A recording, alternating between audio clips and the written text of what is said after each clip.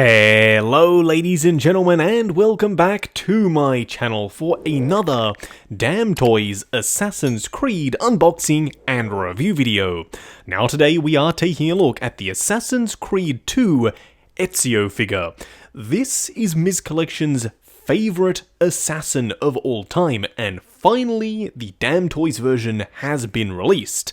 For those of you who don't know, Hot Toys for a hot minute had the license to Assassin's Creed and actually made this particular version of Ezio.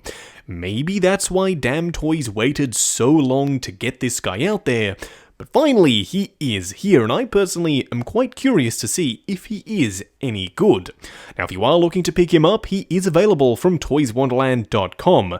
Link for that is, of course, down in the description below, and they do have 12-month installment plans if you're a fan of paying off your figures over time. What we are going to do now, though, is get the box laying flat in the light box and do the unboxing. Here, of course, we have the box art for Ezio. I do apologize for the intro segment. The box up the top is predominantly white, so it's a little bit harder to see, but as you can see, we do have an image of Ezio rendering from the game, if you will, on the front of the box, as well as, of course, an Assassin's Creed logo, another logo on the side there, plus another logo on the back. Now, the interesting thing about Damntoys boxes is it's actually a box within a box. It's a little bit weird the way they do it, but nevertheless, removing the outer cover, here we have the main box that's inside the outer shell. And as you can see, we do have a clear window where you can make out Ezio, as well as this Animus style pattern across the front that does extend onto the clear plastic. We do have another Assassin's Creed logo, as well as a little bit more of that tech detailing on the side, and another logo on the back. I have to say, they do have their branding on point. Now, of course, we do have to get this guy out here. And here we have the inner clam tray. That was 2 snap transitions in one unboxing segment. Do let me know if you are enjoying the snap transitions. A lot of people have said in the comments below that, yeah, they are really loving them. I personally love doing them, so it's a win-win. And here we have Ezio himself. I have to say, this guy feels like a fairly sturdy and substantial figure, and so far, based off the images and screenshots from the game that I've looked at, yeah, he looks fairly accurate. Now, he does have 1 and 2 trays, so what we are going to do now is get all of Ezio's accessories laid out in the light box and take a closer look at everything he comes with. And here we have all the bits and pieces that come with Ezio. Starting off with the display base first. It's gorgeous. Damntoys, in my opinion, are the gold standard when it comes to diorama display bases, because just look at it, it's stunning. There's a bunch of different texture here. There's dirt and rocks and glossy sections, and there's tile. And this rope that has been sculpted in to the top. No, that's not a removable rope, that's actually sculpted in to the display base. It might just be one of my favorites in the line so far. You also have a metal Assassin's Creed nameplate logo, and of course a regular style crotch grabber. Now, unfortunately, he doesn't come with a bunch in the way of weaponry. He comes with 1 sword, which, by the way, has a lot going on down here at the handle, but it is a softer style material, so you shouldn't have to worry about damaging any of this stuff when you are trying to put it in his hand. If this is some kind of special blade, do let me know down in the comments below, because I'm not really aware of all the different weapons that you can get in the game. He also comes with 2 different versions of his hidden blade. I'm pretty sure this is just a slightly less retracted version of this one, because the design looks almost identical between the two. But it is only very slightly shorter. As you can see, the difference isn't that great. He also comes with this piece, which I'm pretty sure is the Apple of Eden.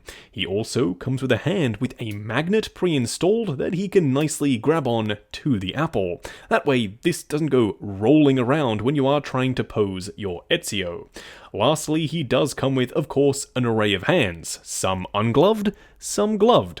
The gloved ones are, of course, the more interesting of the set, and they are really nicely textured. There's a bunch of leather-like texture here, they are painted immaculately, and they are really nicely weathered.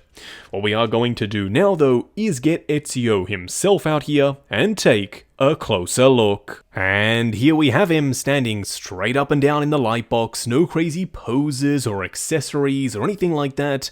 This, in my opinion, is the best Assassin's Creed figure that Damn Toys have released to date, for some key reasons. Number one, the outfit. It is absolutely stunning. There is a bunch of different layering going on here, different materials at play, plus they are weathered over the top, and it just brings the entire thing to life. And also, it's wired from head to toe, more on that in just a second. I also love the head sculpt, the body proportions, the accessories, as few as you get are fantastic, plus of course, that magnetic Apple of Eden. What we are going to do now though is take him off the rotating turntable, punch in, and take a closer look at the details. And here we have him up close and personal. I have to say, the one really cool thing about all of these Assassin's Creed figures is there is a ton of detail all throughout the outfits, and Damn Toys tends to capture them pretty spot on, like they have done here in my personal opinion. While I haven't played the games, I did ask an expert, Ms. Collection, which one she prefers, this one or the Hot Toys release. And after she'd studied both figures, she decided this one was the more faithful to the game. Starting off with the head sculpt first, I think it looks fantastic. While the Hot Toys sculpt is no slouch, this one is a brand new 2021 release, whereas that guy is getting on in the years. He even has his iconic scar just on his lip there. It looks fantastic in my personal opinion, at least from a technical perspective. Now up the back here, he does have his little ponytail, and the little tassel that goes around the edge as the ponytail goes falling off is actually a fully wired piece. Now, in order to use the hood, it's probably recommended to remove the ponytail so it doesn't get in the way. Now, another cool thing about all of these Assassin's Creed figures is that they are wired in a bunch of different places on the outfit. The first, of course, being the hood itself. Second, these collar sections are wired as well. Out of the box, they were sticking up kind of like this, but simply pushing them down to the sides will create that look from the game. These tassels up the front here are also wired. These pieces out the back, yep, you guessed it, wired once again, and his cape is also wired. The pieces out the back here as well for his outfit, yep, wired also. So yeah, Damn Toys have gone to town with the wiring. As for the fabric they've chosen, there are a bunch of different styles of material. First of which is his undershirt. It's like this pirate style material, a little bit more baggy and very, very light. And then we have the outer robes. This has a ton of detail on the inside here with the yellow lining and the various pattern work, and then over the top of that you have this outer section which has even more intricate patterning and those red sections showing through as well. What I'm trying to say is there is a lot to see here. There are a bunch of different layers, and then there's detail packed in on top of that. You also have these sections with a little bit of a furry sort of look. It's the best way I can describe it. And then over the top, this big honkin' Assassin's Creed style logo done in a metallic silver with a wash over the top. Also, none of these belts, as far as I can tell, are actual pleather. They're all that harder rubbery style plastic, so yes, you shouldn't have any worries whatsoever with stuff degrading over time. One of the other things I like about these designs is that they are sometimes asymmetrical. On this side we do have the hidden blade, and you do have a bunch of detail on the gauntlet, plus the blade section on the inside there. You simply slot in the blade on the front, you will see that later in the video. On this side you have what appears to be a leather glove, but if you pull back the section you actually do get access to the joint, so it's kind of like a split-cut boot design, but for the glove. This I really do like. It saves from having a fully swap-out glove section that would limit articulation. Coming down to the pants, they are fairly basic. They're just a greenish style pant. And then down here for the boots, we do have, once again, a leathery style boot. Although it is a fully sculpted rubberized plastic, and yes, it is my favorite, a split-cut boot design. Now, while I don't know everything about the character, I do know a little bit about figures, and so far, from a technical perspective, the outfit on this guy, plus the head sculpt, is really damn impressive. Now for a quick side-by-side comparison, here we have Ezio compared to, well, himself. And I have to say, I do like the design symmetry in certain areas. Number one, they both have a cape. Number two, they both have the red sash around the belt area. They also have various leather straps here and there. The boots are very similar designs, and also the hoods have that same point along the front. But other than that, the similarities end there. There is a lot going on that is very different between the two, but I like that. It shows that the character has aged and grown, and his tastes may have changed ever so slightly in the color of his outfit, but you can definitely tell that this is still supposed to be the same person just later on in his career. Either way, I prefer the new/younger version. It just works for me. It's more classic Assassin's Creed, but I am curious, which of these Damn Toys figures that we have reviewed on the channel so far is your personal favorite? Just going over articulation on Ezio. Now do bear in mind, this is my personal copy of the figure, so I'm going to be a little bit more careful. I'm sure when you get yours in hand, you can push the joints slightly further than I'm willing to go. Now starting off with the head sculpt itself, I have left off the ponytail just because it is likely to fall out. It's just the nature of having something peg in to the back of the head when we are fidgeting around with it. The head sculpt is on a fixed neck, however, you do still get a fairly decent range of motion. It does have a tendency to come off, but that's due to the fact that the head is actually adjustable in height. I love it when companies do this because that means if you want to have him looking down all mean and stoic, you can do that. Or if you wanted to have it sitting up a little bit higher and make him look a little bit more heroic, looking up perhaps, you can do that as well. You have ultimate freedom when it comes to the height of the neck.